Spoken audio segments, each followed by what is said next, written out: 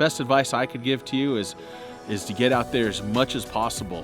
Fish when it's snowing, fish when it's sunny, fish all types of different days, and see how the trout behave over a period of time. The farther you get away from the roads, the better chances you have of catching bigger trophy trout. And when it finally happens and you hook up with a big fish, there's no feeling in the world like that.